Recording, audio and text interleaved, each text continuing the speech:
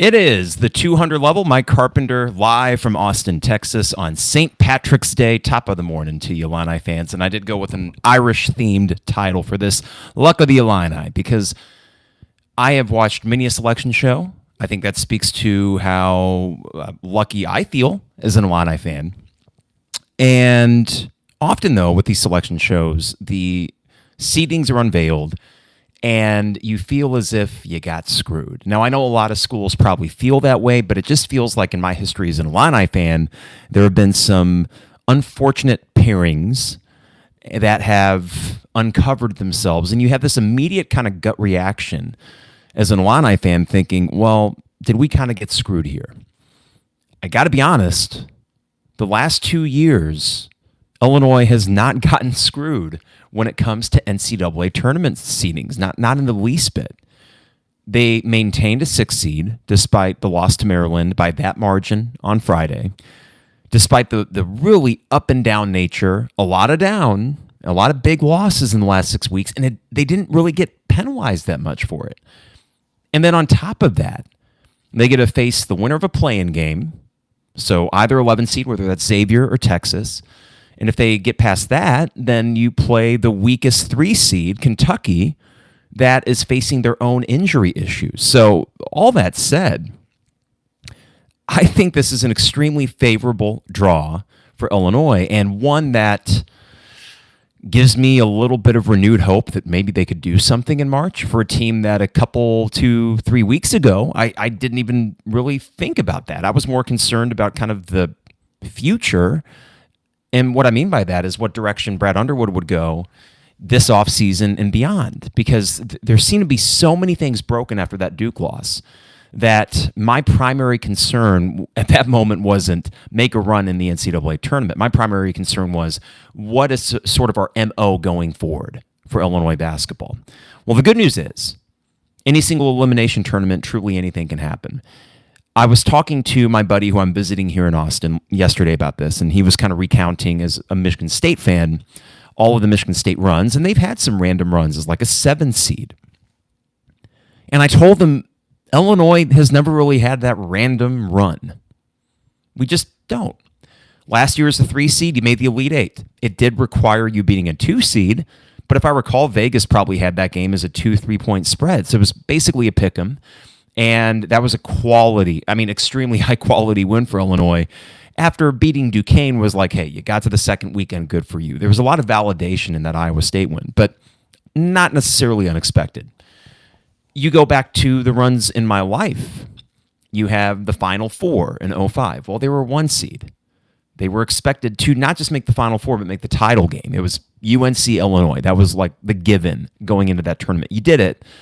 Lost to North Carolina, but yeah, I mean, no harm really in that. Well, of course, there's harm in that. It would have been nice to get it done, but Vegas, I'm pretty sure, had UNC as the favorite in that game.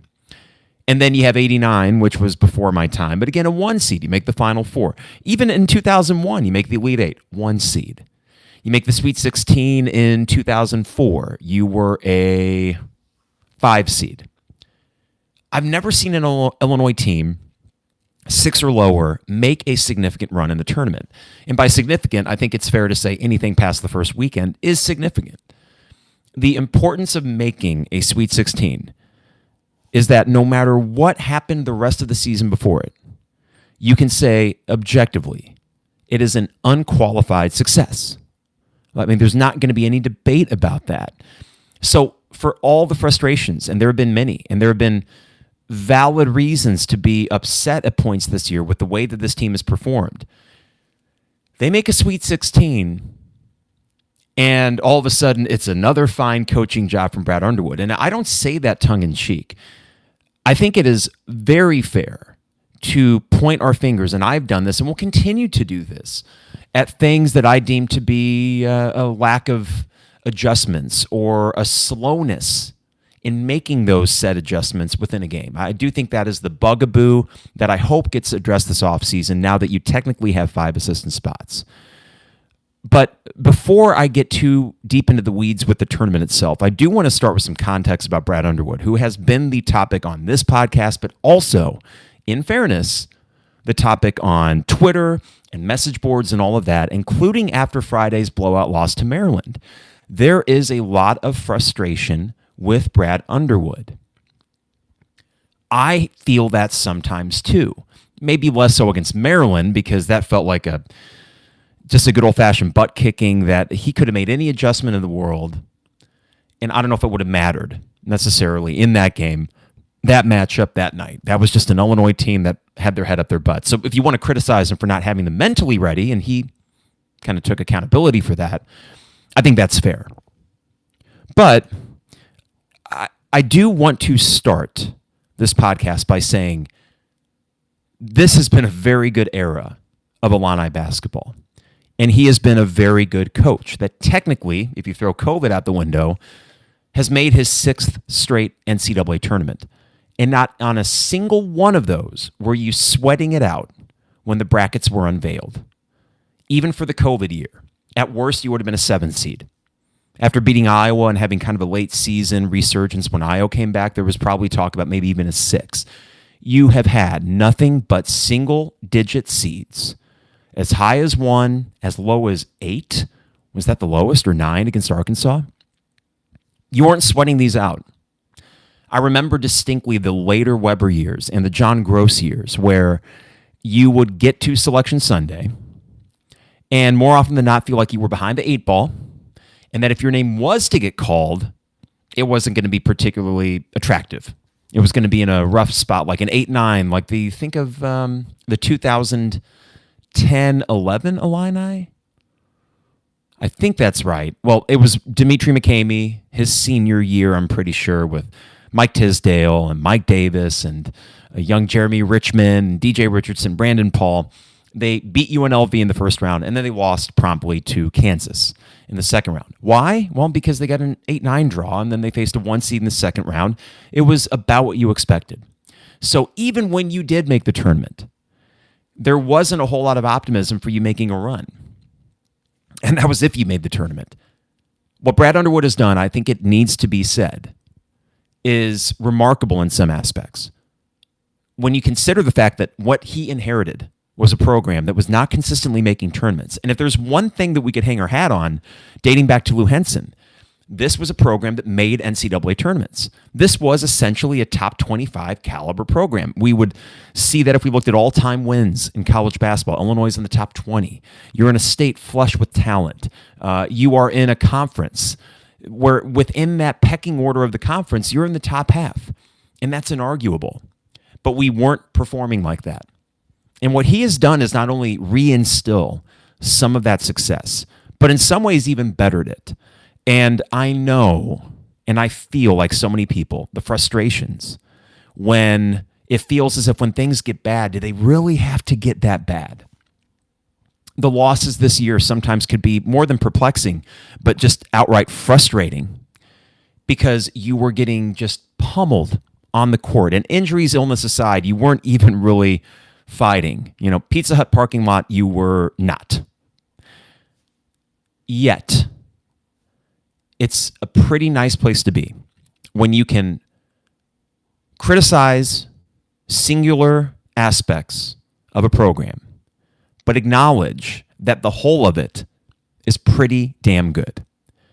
And I need to give Brad Underwood credit for that. And it's not me forcing myself to do that. I don't write an Illini basketball book if I'm down on Brad Underwood or down on this program. I knew when I started writing that things feel good because they are good. And that, yes, season to season, there will be ups and downs. And do I ride that roller coaster? 100% I do. That's fandom. But as I sit here, and maybe it's the fact that it's St. Patrick's Day and, you know, I'm visiting a friend in Austin. It's going to be 86 degrees here today. I get back home tomorrow, it's 76. Spring fever has hit. But you know what makes spring fever even better is knowing that Illinois is in the tournament. And on top of that, they might actually be able to win a few games here. And that was not guaranteed to be the case when Josh Whitman hired Brad Underwood. I was excited for the hire. I thought it was intriguing because it wasn't the obvious pick like an Archie Miller, who I know was at the top of my list and probably a lot of people's list. And yet this has worked out beautifully. Perfect? No, it hasn't. But as I was talking with Jeremy Warner last night, I hopped on the Illini Inquirer podcast from my friend's garage, and I've tried through this season and really throughout the last few years of the podcast, despite maybe being branded as a firebrand, so to speak, as someone that just gets pissed off for the sake of getting pissed off. That's not the approach I'm trying to take. I do think there are plenty of reasons to really lay that context out there as to what Brad Underwood has done. So I'm not asking you to send a thank you card to Brad Underwood or send flowers to the Illinois basketball office with just, glowing words, just praising everything he's done here. But you know what? I think it is important to say as an Illini fan, we're sitting here in mid-March yet again, somewhat relevant to the conversation. There will be a decent number of people when they make these brackets that pick Illinois to make the Sweet 16. And they will have legitimate reasons in doing so. And that's after everything that happened this year. If this is the floor, and some could argue that maybe it is, with as topsy-turvy as this year was, if this is the floor for what Brad Underwood can do here, you roll with that. And then it becomes a matter of what he and Josh Whitman elect to do to keep raising that floor, but more specifically raising that ceiling. I know they have championship aspirations. I would love for this program to win a national title. I don't think this team's going to be the one to do it. But that's also okay. They have an opportunity in front of them to completely change the narrative from what we would have had 3-4 weeks ago by just winning 2 games here in Milwaukee, favorable matchups. And all of a sudden, just like dust in the wind, our frustrations just blow away. And we say, that was a good year. Think about that. I mean, it's why I think sports are so easy to get kind of latched onto. It's why it can be so fun and maddening sometimes, of course, to follow a team through all the ups and downs. But that's why we do it. It's like a living, breathing story. And from game to game, from week to week, month to month, you just kind of chart the ups and the downs of it. Last year had it. But you know what we remember more than the loss at Penn State in February when I was as pissed off as anybody? We remember the Iowa State win and the Terrence Shannon steal and slam. We remember singular moments and singular games. And the cool thing about March is that singular games, like the ones we have ahead, can completely reframe the entire season that came before it. Fair or not, I would understand that people would say body of work is more important than a single elimination tournament. But you know what? I think Illinois is due to take a season where we were unsure of what really to think about this team and to flip it on its head and only remember it for the last week or two. That would be kind of cool. And I hope that's what happens. And it very well could. Before I get too far ahead of myself in chat window and YouTube, thank you for joining me. Let me know about any audio issues or anything like that. But please light up the chat window with your thoughts. Ray, I'll start with you here just after the break. But sponsors, I got to remind you, even though I'm in Austin and there's great food down here, I had a steak salad at a place last night. They have these gigantic restaurants with plenty of outdoor seating here. So it was a great spot. Yet, as I was having the steak salad, I was reminded just how good Hamilton Walker's is, and that you could put a Hamilton Walker's in an Austin, and it would still be considered like the awesome place it is. Hamilton Walker's first year they've been with us. I appreciate their sponsorship at the 200 level. I had Paul from Paul Banks. He writes a sports column, part of USA Today, and he had actually went to Hamilton Walker's because he listens to the show, and he said, man, it was amazing, Carp. Yeah, it is. It is the best restaurant in Champaign-Urbana among many great restaurants. Appreciate them, and it's a great spot over the course of March. If you want to just go get a few drinks and appetizer, or heck, just go enjoy a steak by yourself, you can sit at the bar or in the bar lounge area. They got TVs out there this Thursday, Friday, Saturday, Sunday. Why not? The sports bars are going to be packed with people just, loud cheering the games. If you just want to sit back, check your bracket, enjoy a delicious meal and drinks, Hamilton Walker's in downtown Champaign. Also got to thank Dogtown Heating, Air, and Plumbing, your home's best friend. Give them a call at 217-841-4728. Got to thank them for their partnership. Also, a reminder with Dogtown, you can get a free hot water heater with the purchase of a new HVAC unit. So give them a call today at 217-841-4728 to get details on that. Dogtown Heating, Air, and Plumbing, your home's best friend. Let's see here. Also got to thank State Farm agent Brian Hansen, online at brianismyguy.com for life, auto, home, business, renters, you name it. Brian is my guy, and he could be your guy as well, but brianismyguy.com. And finally, Owen Builders LLC, online at owenbuildersllc.com. Luke and his staff, it's about that time of year where you got to look ahead to home projects, indoor, outdoor. They have a gallery of their work online at owenbuildersllc.com, and you can get a free quote while you're there. Got to thank Champagne Showers Podcast Network, and thank you on YouTube for bearing with me with technical issues and all that. On Friday night, my friend Kenton came over, and we planned on podcasting the second half. And even when it got really bad, we're out there, we got a cigar, we got a drink. It's like, let's just what the hell, let's do it. So I have this new equipment here, and it's a great piece of equipment, but for some reason, my microphone was coming through and his wasn't. And then we switch mics, we switch cords, we hit buttons. It's the same thing. One microphone would sound good, the other would not. And my big frustration is when technology doesn't work. It's a first world problem if there ever was one. And I take this phone stand, which is what the iPhone is on right now, doing the video recording, and I chuck it out in the driveway. And my friend Kenton said, you had your phone in the other hand, and he was worried about that. I still have that little anger issues when it comes to technology. And the funny thing is, that's really about it. I don't get angry about much anything else. Even Illinois basketball this year, I've not been like fire breathing about it. It's been more, man, this is concerning. It's more like a parent. I'm not mad. I'm disappointed. But with this on Friday night with the technology, and then I start getting things set up in the hotel room, audio wasn't coming through. So anyways, thank you for bearing with me with that.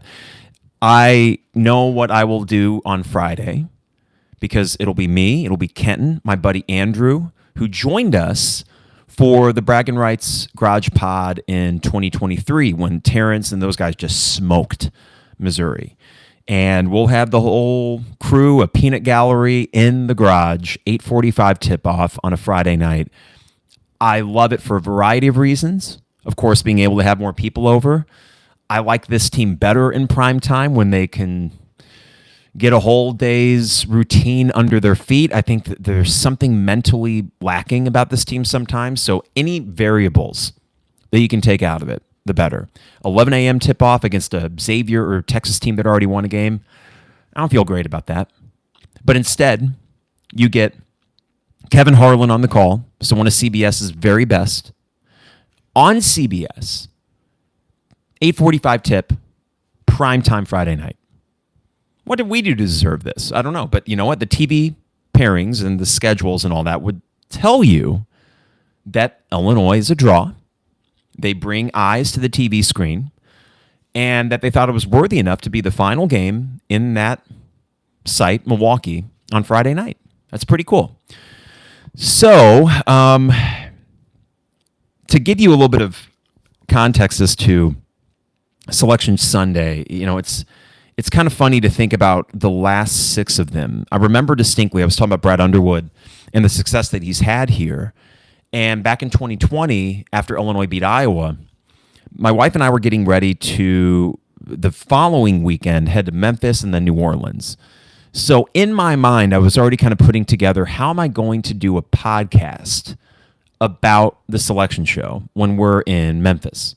And the idea was, well, the following day, the Monday after the selection show, we're going to be driving from Memphis to New Orleans, and I'll just have the stuff in the car. I said, hey, babe, is it okay if for an hour in the car I just record the podcast and you drive that bit? And she was like, yeah, that's fine. Doesn't happen. I remember how much of a bummer it was when the selection show didn't happen, when we had finally made it back. And I still think that what they could have done then, just for the sake of posterity, is done a bracket unveiling. This is what they would have been. I understand why they didn't, but I think teams just seeing the name called, it still means something. So the following year, you get a 1 seed. And this is the COVID year. This is when fans didn't attend until the Big Ten tournament, and when they did, it was socially distanced. and you beat Ohio State in just a thrilling and exhausting Big Ten tournament final, and you have about 3 minutes to catch your breath, and then you're a 1 seed. I don't want to say the wind was taken out of the sails, but because we didn't have a little bit of a buffer to enjoy that title before that name and the number 1 seed was announced, it took a smidge out of it. And then you saw Loyola in the 8-9 line, and I cannot be alone in having this sort of visceral reaction to seeing Loyola come across and thinking, really? Really? We all know what happened. We don't need to rehash that. The following year, you win the Big Ten regular season title. That team was kind of running on fumes. So when you get if I recall, the 4 seed, and then Houston gets the 5, and I think Houston had been red hot at that point, and you kind of saw the writing on the wall with that one. The following year, you get the 8-9 matchup against Arkansas, and whatever. So the funny thing is, when you continually make tournaments, the excitement with your name getting called is kind of dependent on what happened leading up to the tournament and the name or the names that get placed next to yours. Last year was genuinely exciting because you won the Big Ten tournament final. You had about a half hour to sit and stew in that, and we did. Me and Isaac over at Poor Brothers. Exhale. Bartender, please. Whiskey, thank you. Celebratory. Now we got the blank brackets in front of us. Didn't even have to wait long to see, wow, okay, we did get the 3 seed as we thought we would. And, oh, look, at the 14 seed isn't Akron. Okay, so no narrative there. It's Murray State. Was that right? Murray State. And the 6 seed is, BYU. Okay. Duquesne, 11 seed. Maybe they spring the upset. It was a truly fun selection show where the narratives weren't even percolating in my head about, oh, man, we got screwed. Oh, Bruce Pearl and Auburn, they're waiting there for us. Oh, man, this, that, or the other ghost from years past is waiting for us. That wasn't there. It was, here's your path, if you choose to accept it, to make a Sweet 16. And I felt confident in it. I think a lot of Illini fans did too, as they should have. It was a favorable draw from the outset. You would have had to really pour through things to say, oh, man, BYU, we got screwed. And I know some did. But the fact is BYU was not good away from home. And it didn't even matter. They lost to frickin' Duquesne, and then you smoked Duquesne. That was a fun selection show. And yesterday, I will remember this, and I hope even more so with what they do this coming weekend. My friend and I are hanging out at, again, Austin, outdoor. Everything's outdoor. I frickin' love it because I got a video from my wife yesterday of snowflakes falling, and it was just wet snow. It didn't stick. And my dog looking outside, and just she enjoyed it. I'm like, I would be frustrated. So instead, 80 degrees, sunny, Texas afternoon, and the bar we were at didn't have CBS on it. So he gets his phone out, and we kind of like prop it up on the picnic table that we're sitting at, and we don't get called in the first bracket. I forget if it was the second or third. But then I see 6 seed Illinois, because the 6 seed gets announced before the 3. Okay, 6 seed, I like that. 11 seed play-in game, Texas or Xavier. Okay, that's not bad. I was dreading the thought of a West Virginia, and I know DeVries has been hurt for them, but because of the Imani Hansberry and the Sincere Harris storyline, the Chester Frazier thing, I don't want that. But you didn't get it. Who's the 3 seed? Kentucky. A gift from above. Guys, Kentucky, even at their best this year, was merely very good. It's a solid matchup. All hands on deck. The thing is, Kentucky does not have all hands on deck right now. They are injured. Lamont Butler, the engine, is what Trevor, who follows national college basketball more than I do, he's the engine for that team. He's out. This Kentucky team is vulnerable right now, and by far the most vulnerable 3 seed. Texas Tech, red hot. I know Isaac Trotter was on with Jeremy before I was, and he said Texas Tech is the one non-1 seed that he's picking to make a Final Four, and I know he's not alone in that. No, you got the draw. So the rest of the day, I'm just, what was a great day anyway. I'm just sort of, every time I think about what Illinois got here in this bracket, I'm thinking, this is great. It's right there for them. And I'm getting more and more excited as the day is going on. I mean, today it's going to be pretty hot here. It's St. Patrick's Day. I don't really own green. I got my Kofi jersey. What the hell? I'm going to wear my Kofi jersey out and about. I think this team can make a Sweet 16. I think we should make a Sweet 16. So that is something that I hope, with what happens the next weekend, will make that moment of watching the name get called on my buddy's phone even more special, for lack of a better term. And I think there is potential for it to do just that. So what I want to do here is kind of talk a little bit about the draw, talk about what lies ahead for this Illini team, and talk about where they're at right now. Because I think, one sec, guys, I want to make sure that I'm getting the chat window stuff here, because I feel as if I'm probably not getting a ton of them. Let's see. Are we doing okay? Cool. All right. Milwaukee, Friday night. As you look at the first draw, we are going to find out what happens with this Xavier, Texas game. I want to make sure I get the tip-off time correct here. They are playing the first four on, let's see here. When is that game? Looking for it here. Well, regardless, Tuesday or Wednesday. I'm pretty sure it's Tuesday. Here's the thing. As I look at what both of these teams have to offer, Xavier is interesting because of the Sean Miller effect. This is a team that, frankly, has been not so good through the new year. They struggled, but then they are on a bit of a heater. They have won, let's see here, 1, 2, 3, 4, 5, 6, 7. 7 of their last 8, with a loss being 2-point defeat to Marquette in the Big East tournament on Thursday. So no real shame in that. They are basically a coin flip, according to Ken Pom, against Texas on Wednesday in this first 4 matchup. And Texas we'll get to in a second. I think when you look at Xavier, though, this is a team that is fairly balanced as far as efficiency is concerned, offensively, defensively. Top 50 essentially in each of those. Tempo, they are kind of right in the middle there. They shoot the ball fairly well from 3. They are 38.8% from 3, but I do think the one thing that makes me feel okay about that matchup is Illinois against the 3 is not too bad. I think that works out okay, actually. If there's anything that I kind of look at this team with, size-wise, Zach Fremantle down low might be a bit of a challenge, but it's not like a Derek Queen, Julian Reese sort of thing. This team, again, shoots the ball well from 3. We defend the 3 fairly well. Matchup dependent, of course. And I know this Illinois team, as we all do, if they just come out and lay an egg, it won't matter. I mean, that's the other thing. Before I go any further with matchups, they come out and lay an egg, they're going to lose the first game. That might sound simplistic, but this team, if they just don't show up, it does not matter. If they do show up, though, I think that this Xavier matchup is actually halfway decent for them. Looking at other things defensively, what this team is good at for Xavier, they don't really give up a whole lot of offensive rebounds, so that would be something to look at if Illinois is not shooting particularly well. Their opponents are not shooting the 3 that well against them, so they defend it apparently fairly well.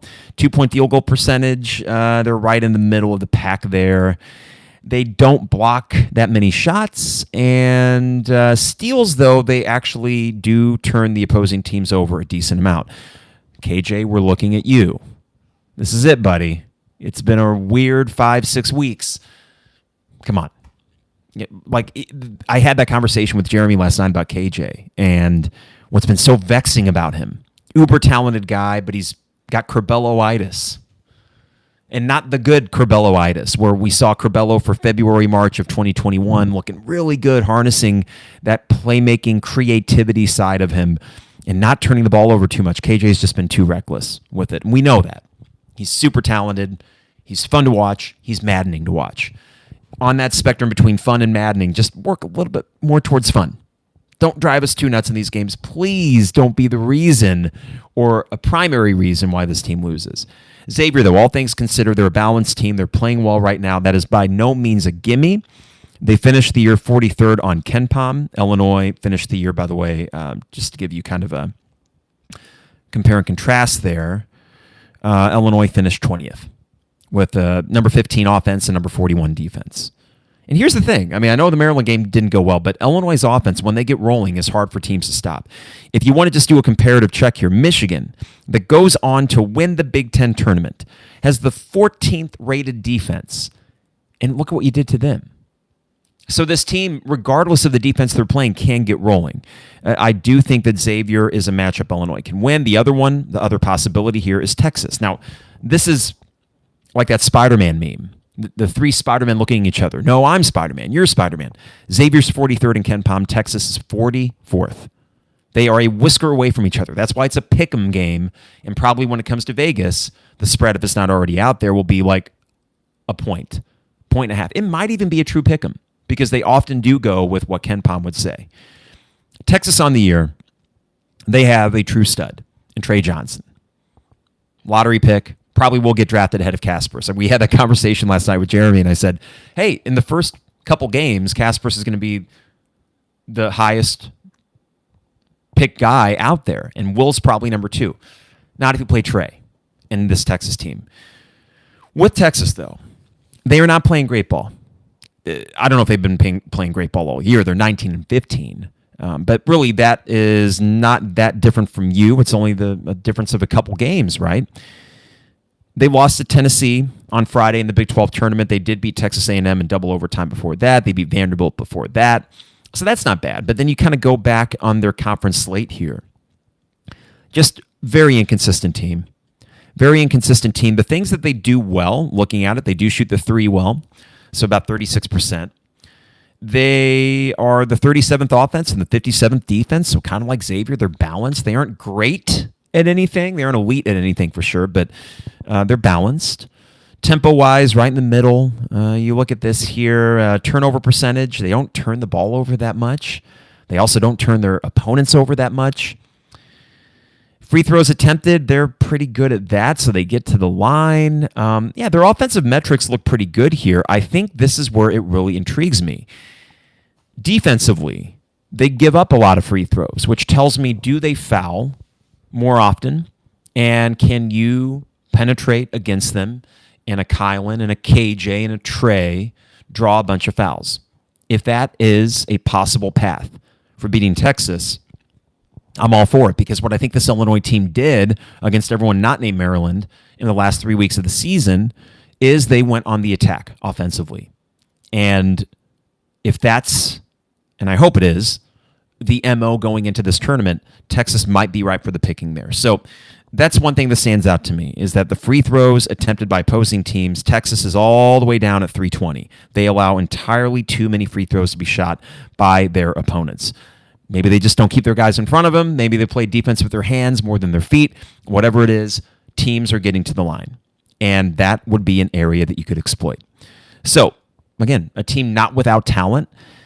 But as you look at that first round possible matchup against a Xavier or against a Texas, you should win. Period. Vegas will probably say you're a 4.5 point favorite. Something like that. I would imagine KenPom would probably say the same. Neutral site. You are a higher rated, more efficient team than either one of those. You're the favorite. Win. We can talk real quickly about what would happen if you didn't win. If you were to lose that game against the 11 seed that wins the play-in game, then this season, I think, would, across the board, by most fans and pundits alike, be considered a disappointment. And I think that would be a fair label to put on it. This is, again, kind of the ridiculous nature of the NCAA tournament, but I do think that there's some fairness to that. So, win that game. You should. You should feel confident going into it. And as fans, I think it's okay to say, Brad, don't lose this game.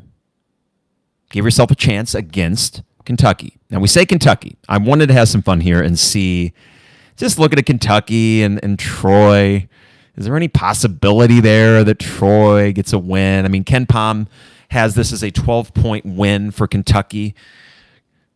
Kentucky does finish 16th in Ken Pom.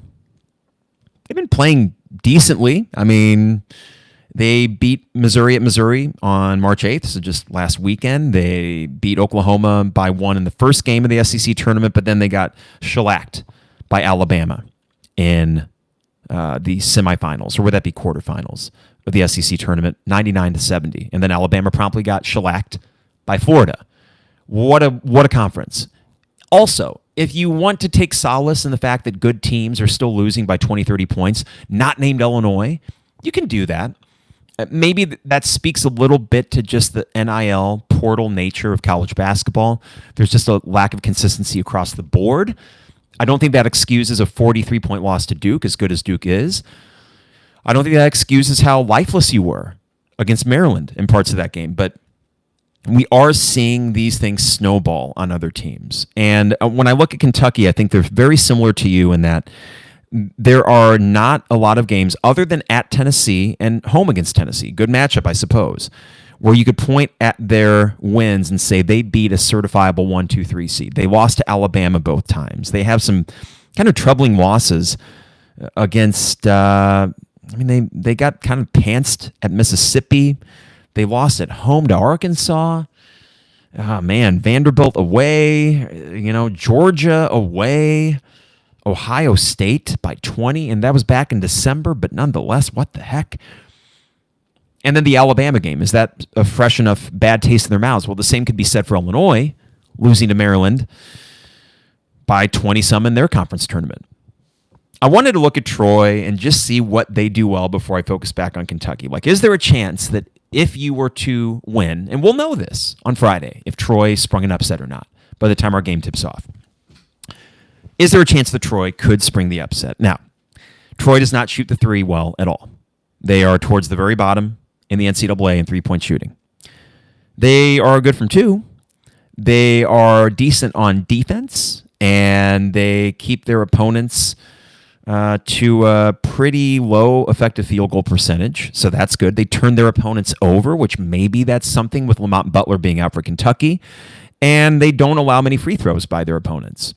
So maybe there's something there. They turn their opponents over quite a bit by getting a lot of steals. They have some decent size, actually.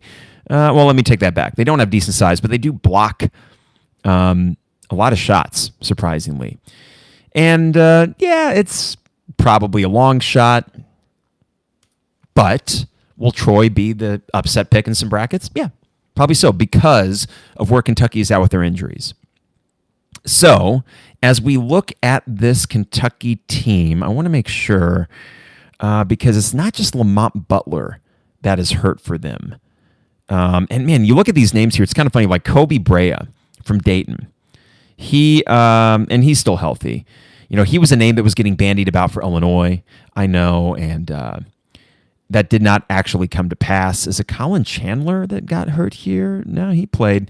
Lamont Butler, though, that's the injury that I know people are talking about. He did not play after getting injured against Oklahoma. He didn't play against Alabama. We saw how quickly the wheels fell off. Now, they still won a game against Oklahoma, despite only getting 8 minutes from him. But this has been an injury-plagued year for him, and they tend to not play well when he doesn't play significant minutes. They just don't tend to play well. So I do think that is a major issue. If you want to compare, what if Illinois didn't have Kylan Boswell right now? Is Lamont Butler somewhat similar? I think so.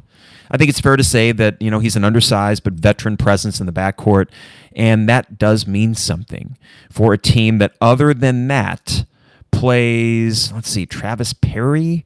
He plays quite a bit there. Trent Noah, yeah. I don't know, guys. It's just I'm looking at this Kentucky team, and offensively they are efficient. 8th best offense in the nation, but defensively not very good. So, okay, again, Kentucky, Illinois, they're looking at each other. There's a lot of similarities there. 3-point shooting, they actually shoot pretty well from three, 37%. But again, I think Illinois can defend the three okay. They do not give up many three-pointers on the other end, but here's what they do. They allow 2-pointers. You can keep it this simple as we go into this weekend. Considering that size is not a disadvantage like it was against Maryland, If this Illinois team comes out guns blazing and attacks, they should make the second weekend. The biggest thing getting in the way of Illinois this weekend is themselves. And I think that if we can really simplify it down to that, it is okay to say, Brad, team, it's right there for you. Go and take it. I hope they do. I know they can. I also know they're capable of just laying a stinker in the first round, and then we don't even get a game on Sunday. I don't want to get to that point. I think there's such a cool opportunity there for them, and I hope this week at Ubben, and it's only Monday. They probably aren't flying up to Milwaukee or driving until Thursday, maybe Wednesday because of spring break. They get a whole week from their previous game to get healthy, to get right. And if they don't, I think that will fall back on the feet of Underwood, and I think it is fair that it does. We'll have that conversation if we need to. I don't want to have that conversation. I want to have the conversation of, whoa, they took advantage of this awesome bracket in front of them. And keep in mind, even if you were to get past this weekend, the 2 seed that would await you is Tennessee.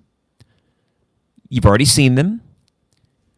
You lost by 1. I don't think that Illinois team was peaking yet in early December. I don't even know if they really knew what they were at that point. I don't know if they actually still know what they are, but I think they have a little better idea. It's a shot worth taking. And then the 1 seed in that bracket would be Houston. Listen, I'd love to have the conversation about, well, how are we going to beat Houston? I mean, they are legit. It's Kelvin Sampson and remarkable consistency he has down there. I know we hate him, but the guy's a great coach. And let's just keep our eye on this weekend and really this first game. But listen, as fans, we don't need to take the same approach as the players in the team. They have to go one game at a time. It is okay for us to zoom out a little bit and look at this as a weekend proposition. And I tweeted out yesterday, and I think the fact still stands. You lose the first game, the season is a disappointment. You win one game, it's expected. And lose the second, that's expected. You win both, unqualified success. There's no argument there. And God dang it, it's right there. Imagine waking up Monday and this Illini team, a week from today, imagine waking up and this Illini team is preparing for a Sweet 16 matchup against a Tennessee team that they lost to by 1 or 2. It was that late layup. We're taking that any day of the week. We would have taken it when this team was peaking against Oregon. We would have taken this even more so when they lost by 43 to Duke. So, not bad. Not bad. And that would be, that's what I want to do. I want to wake up next Monday when spring break is over and I go back to school. And I even told my college class, the sports journalism class I'm teaching, hey guys, when I see you after break, if Illinois is still alive, I'm a happy guy. And I never could have dreamt up a scenario as good as this bracket. So got to make hay with it. It is a major, major opportunity in front of them. And the negative side could be if you lose this, the narratives about Brad Underwood in March unfortunately persist, even with the Elite Eight appearance last year. That conversation would be dredged up again. The Loyola game. The albatross. That even my buddy, who's the Michigan State fan, he brought that up last night. He said, God, man, like he remembers watching that game the same way that I remember watching, Michigan State lose to Middle Tennessee State. That game was a big one for him. That was 2-15. So that's a bigger upset, of course. But even with that, he said, that looms large, doesn't it? And I said, well, the Elite Eight game helped, but yes, if Illinois would have beat Loyola, they probably waltz into the Final Four. So that hurts. I think it is a deep pain. It's a scar that still is not fully healed. The Elite Eight game patched that scar up a little bit, right? Put some bandages on it, aloe vera. It's healing that scar. You lose the first game on Friday night, I don't know. That scar starts opening up a little bit again, and it festers if you allow yourself to think too much about it. Fair or not, again, that's one game in the body of work, but I do think that we have to acknowledge the reality of college basketball. You were remembered for what happens in March. And what happens with Illinois historically They can be in the top 20 all-time wins. They can be considered top 20, top 25 program nationally, and I think that's very fair. But we do, in the eyes of other Big Ten teams, have this reputation of a team that, come March, you don't need to worry about them. By making the Sweet 16, it would both shut that side of things up, I think. And also for our fan base, I think it would show us that, man, it's a crapshoot. And we've had some bad luck and bad draws and bad losses in March. But there's no hex. There's no curse. There's no jinx. Just go out there, roll the ball out, and tip it up, and just play. So many other schools have just found their way to random runs in March. It just happens. We're due. What the hell? There's nothing stopping this Illinois team from making an unexpected run. There's nothing stopping them. So go and do it. And all I ask, I mean, when I say make a run, it's just making the second weekend for this team. That is huge and would feel great, and it should feel great. And that's what I want next Monday.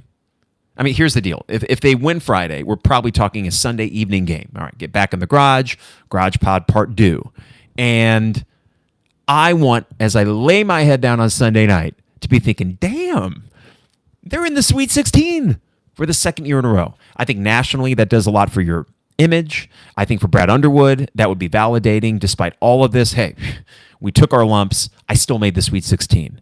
And yeah, he would deserve flowers for that. He would deserve criticism too if it's an early exit. It shouldn't be.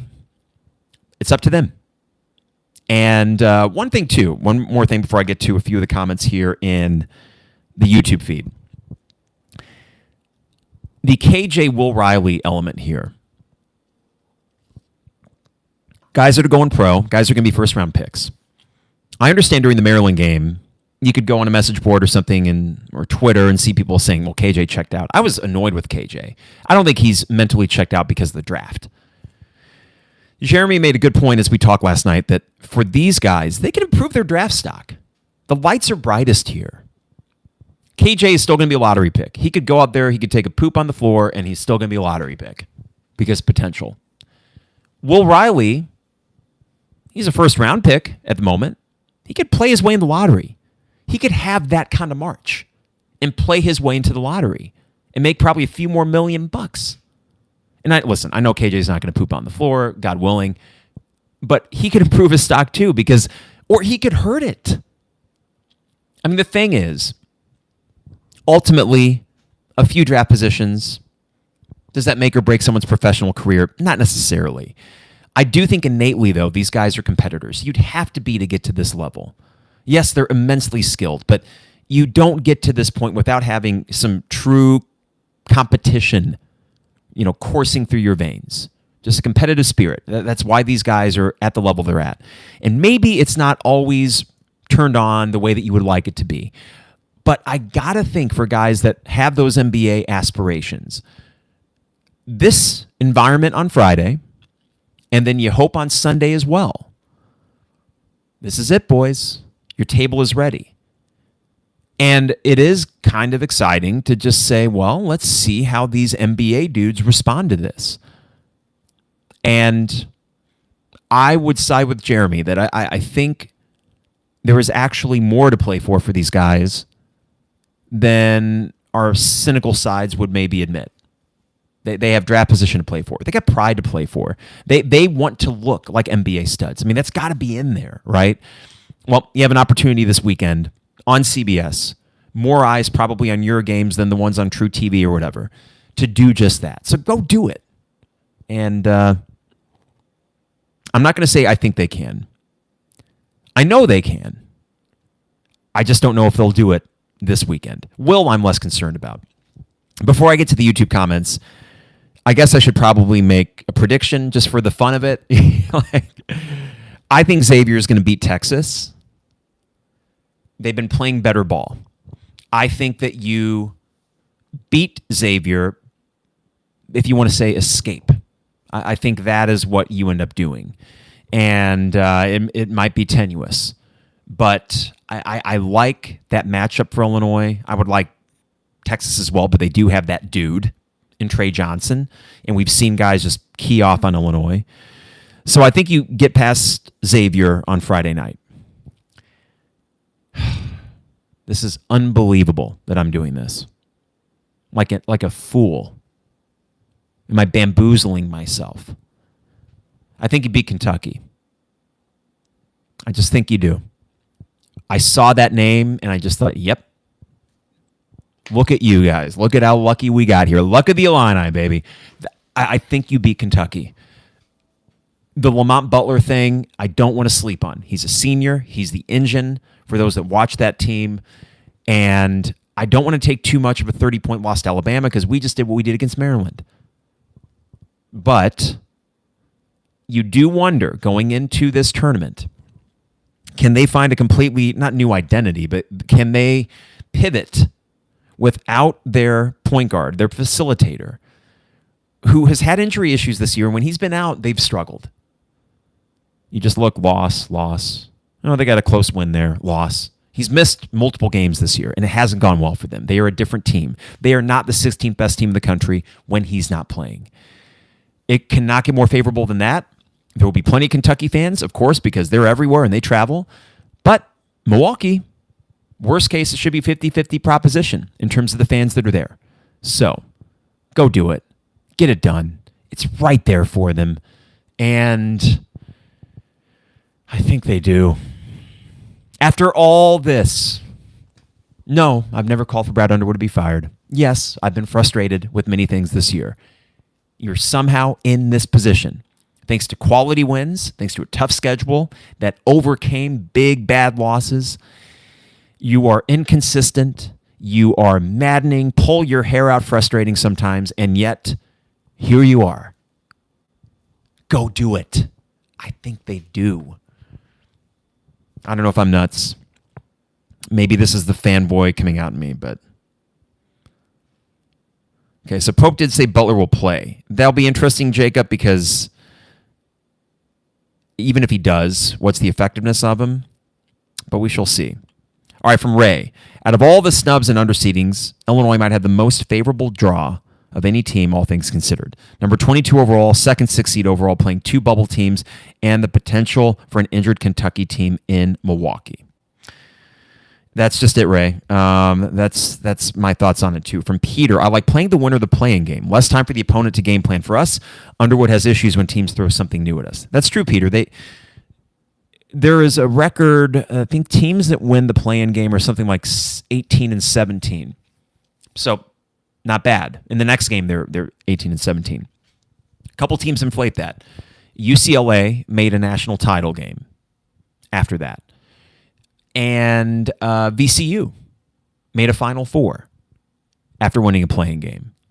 So those numbers inflated quite a bit. When you take the VCU and the UCLA teams out, those outliers, it's actually maybe more like 10 of 16 or 9 for 16 in their next game. So no, they do not have a winning record after winning playing games. It's actually more advantageous for you, all things considered.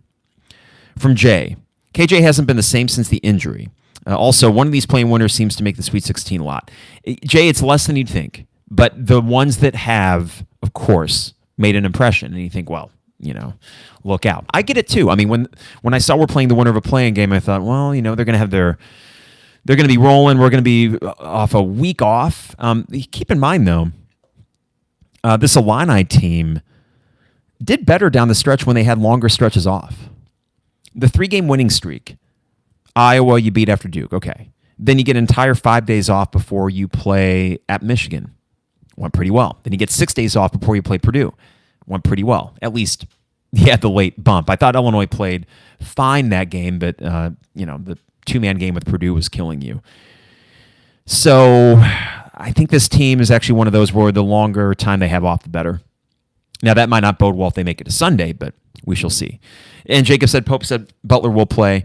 That's going to be kind of the thing to watch throughout the week, Jacob. And the funny thing about these injury conversations, and I'm allowing myself to get all wrapped up in it too, may mean not a darn thing if you lose Friday. It might not mean a darn thing.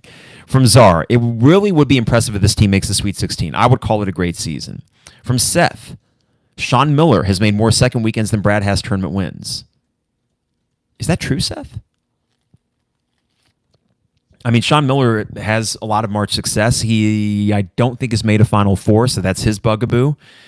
I wonder, Seth, with Sean Miller, that's a very interesting thing. This is why I'm picking Xavier to win. I just think Sean Miller will figure it out, and they will get that win against Texas. I will take Sean Miller over Gus Fring for Texas.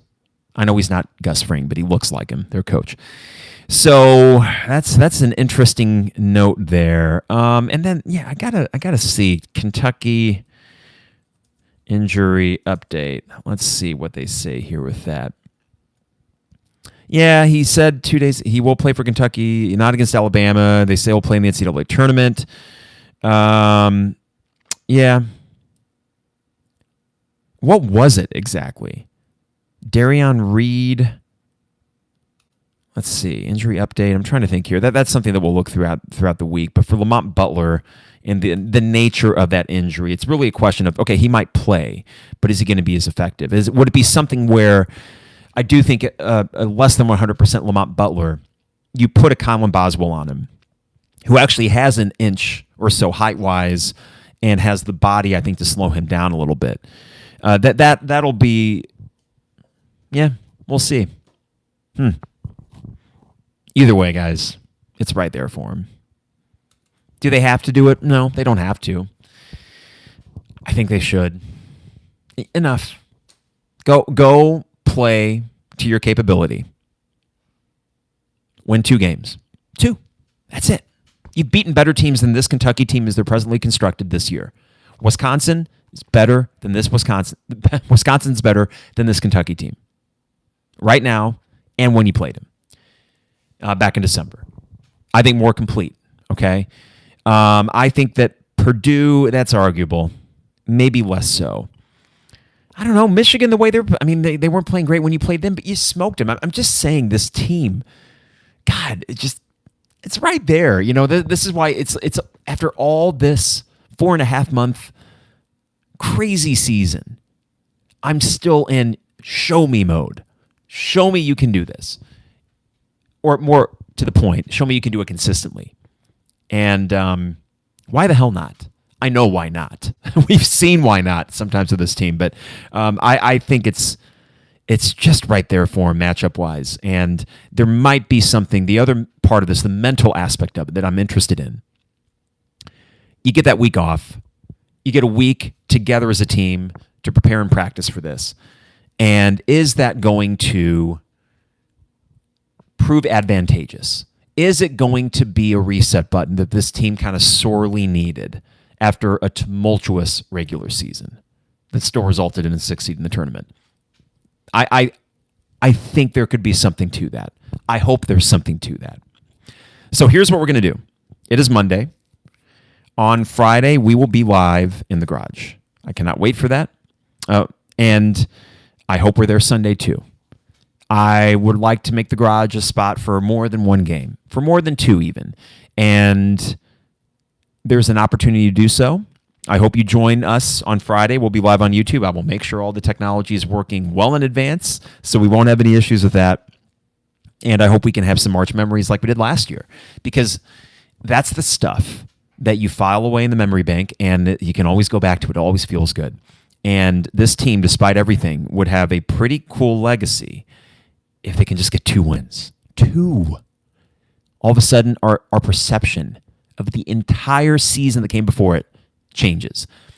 Also, last point, building towards something next year, ideally having some continuity with Kylan, Trey, Tommy, Merez, Ben off the bench.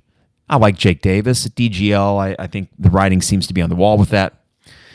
Then this would be an opportunity, I think, to springboard into that. You add a Dame Sarr, which sounds like an inevitability. You add a true stud scorer from a Power 4 team. I mean, you got the NIL budget to do that.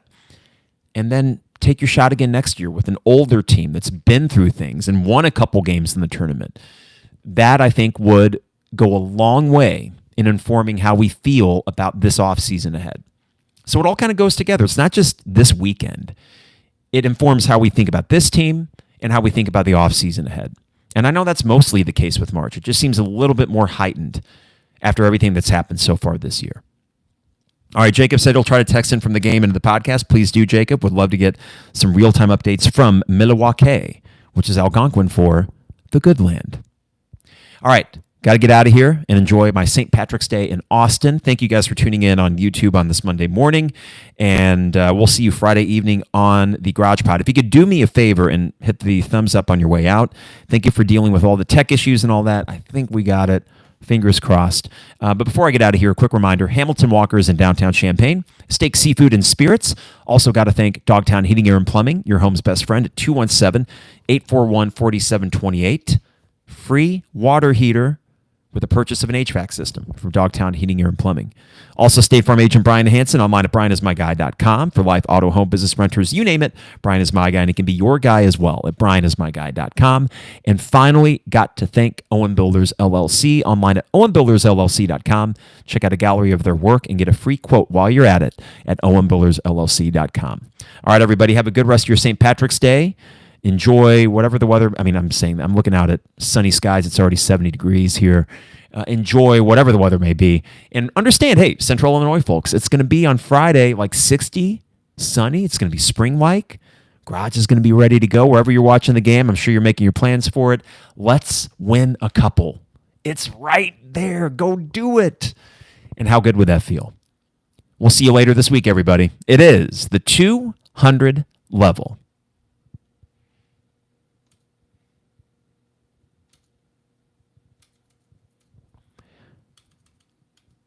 All right, everybody. Thank you for tuning in, and thanks for bearing with all the tech issues, and we will see you Friday. Just make sure to hit that like button on the way out, and have a good rest of your week. See you, everybody.